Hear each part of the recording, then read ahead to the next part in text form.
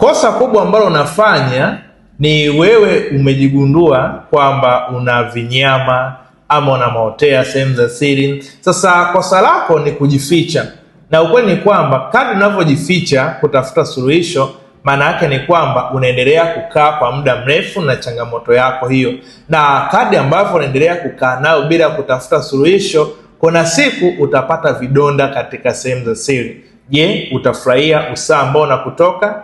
Je, utafurahia vidonda ambavyo unaviona? Vipi kama kukutana na mwenza wako? Hiyo ni hali ya kufurahisha au ni hali ambayo inakutaka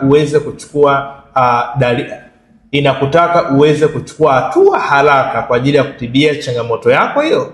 Sasa kitu pekee cha kufanya ni kwamba kama umejichunguza na umeona tayari una viperepere au unapata miwasho mikali sana au unapata vinyama au una maotea, usijifiche. Tafuta suluhisho mapema ili uweze kutibia changamoto yako. Afya yako ni furaha yako.